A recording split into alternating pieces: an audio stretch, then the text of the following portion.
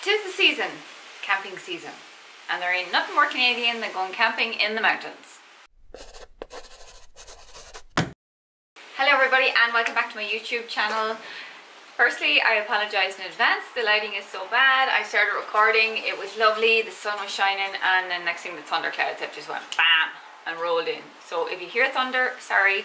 So yeah, we'll see how this video goes. If it's too dark, if it's too noisy, then I'll have to redo it. If not, let's just see. Yes, obviously you can tell by the title of this video, I am talking about some camping essentials. So we have already booked a couple of trips to head down to Jasper this year. We only first went camping last year, and there was a couple of things the first time we went that we didn't know, and things that I think it's good for first time campers to know if you are going camping in the mountains, or just camping in general, if you're doing like good proper camping. Not that I say ours is proper camping, we go places that have like showers and toilets and things like that, which is always nice. Everybody loves a toilet, let's be honest. Oh, the rain is coming. Okay, this might get really noisy. Let me close the window a little bit. That's much better, it's less noisy. So yes, I thought it would be a good idea to share with you camping essentials. So first on the list is to book in advance. So if you are going camping to places that are popular, like the national parks, so whether it's Banff National Park, Jasper National Park, you do need to book in advance. Now last year we didn't book in advance, and we were very lucky when we did decide to go like 2 weeks ahead of time. There happened to be a campsite available, because people do cancel last minute as well, so you can get lucky. This year I was a little bit more organised and I booked in February. Now we go back to the normal campsite we usually like to go to, and I wanted to get along by the river. That had already been booked out, and we booked 3 weeks after I think the camping.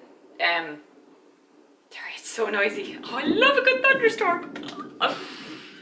Yes, we booked about 3 weeks after it had opened for booking, and there was already loads of campsites booked up. So we couldn't get along by the river, but we got okay campsites, it's fine. And when you're booking, you can actually physically look at the little map that they have. So it depends on your reasons. If you do want to be by the water, maybe you have kids, you might want to be close to the toilets or close to the showers. Whatever your preferences are, you can look at the maps and it just tells you where everything is laid out. But just so you know, you do need ideally to book in advance. Number 2 is to choose a campsite with a fire pit. There is nothing better than sitting around the campfire with a few beers and some s'mores or whatever it is, and having a chat and just chilling out after a long day of hiking or fishing or horse riding or whatever it is you do when you go camping. It is just really nice to chill out. Plus, it keeps the freaking mosquitoes away. Mosquitoes. So number 3 on the list is, and this is what we missed last year, is bring an axe. Very, very handy to have. So if you are going to a campsite that has a fire pit, if you're not going to one with a fire pit, then you won't really need the axe, because it's not for chopping people up, it's for chopping wood. So if you're not making a fire, then you won't need it. So you can only use the wood that they provide there. So they have always a big stack of it, so you just go and grab it. But they're always usually big chunks of wood. So if you want to get your fire started and you don't have anything with you, bring an axe. You can just chop up the wood to make little kindling sticks and get the fire going for yourself. Number 4, be aware of fire bans. You will know in advance, because normally when you go into the website to check it out, it does flash up saying there is fire bans, and you just know from news and things like that anyway. Like, they are quite common during the summer in Alberta anyway. But no matter where you are, just always be aware if there is fire bans. They do always have their sorry, that was a flash of lightning. There will be people going around on site to make sure that you aren't burning fires. But what we did last year, we knew there was a fire ban on. We went and we bought a gas little fire pit. It's actually really cool. I'll link it down below. We got it in Canadian Tire here, and it's actually I'm so glad we bought it. It was still nice heat of it, and you can still sit around the fire.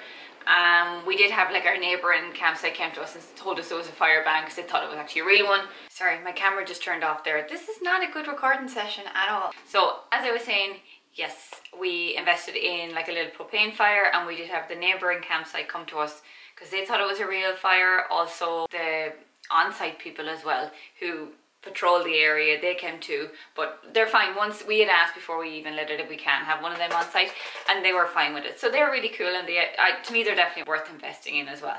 Only if you're going to reuse it, don't just buy it as a one-time thing, because it's about 100 and something bucks. So number 5 is bring a tarp. The weather is really unpredictable, as is today. This is the second thunderstorm of the day, and it's only about 1:30 in the day, so it's hard to know. So yes, bring a tarp. It is always kind of handy to have if you don't have a whole separate tent. I do see some people do have like a whole tent. It's almost like a patio type thing, but we just bring a tarp. At least if you can cover your table, at least you can eat underneath the tarp if you do want to. Number 6, bring extra blankets. So it does get pretty cold at night, and I didn't bring extra blankets the first time. We had our sleeping bag and I ended up having to put on my hoodie when I was sleeping because it can get quite cold. So do bring a couple of extra blankets. It's never a bad thing to have. In case your friggin' bed deflates or something as well, it's just to have something to lie on. That did happen to us last time as well. We had to get another bed. So bring extra blankets. They are very, very handy to have. Number 7, and the scary one, bring bear spray and some bear bells. They are real, they do exist, and they are in Canada. If you're in Ireland, you're safe enough. But if you're camping places where there's bears, bring your bear spray and your bear bell. This is more for if you're going hiking, not so much on the campsite, although they do be on the campsite. We went last year, they were letting off like warning shots because there was a bear on the campsite somewhere. We didn't see it, obviously. And they will let you know to make sure that all your food is put away, that you're not to leave anything out, because that will only attract them. They say the bells are just more so, I'm not a bear expert, so do your research. I'm just saying what I heard. The bear bells are more just a warning to the bear that you're coming along, because if you startle them, that's kind of when they get a bit mad. That's when they get a bit cross. So the bells are just a warning that, you know, that there is somebody on the path, and hopefully they'll avoid you. And the bear spray, always handy to have too. We got ours in like an outdoor shop. I can't even remember where. All I remember is that I had to sign for it. I'll put a link to the bear bells and the bear spray below where we got it. If you're going hiking or any of that kind of stuff, then you do want to be a little bit prepared. So bring your bear bells and your bear spray, and at least you'd feel a bit better about wandering through the mountains.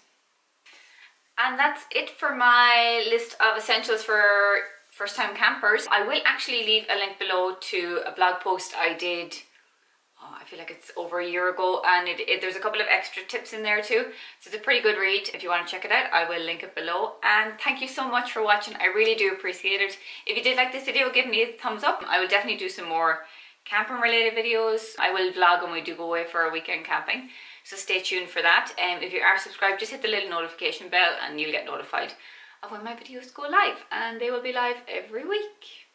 Okay, so thank you so much for watching and putting up with the thunder and the lightning and the noise and my camera breaking down, and yes, I really do appreciate you watching. So I'll see you all next week. Bye.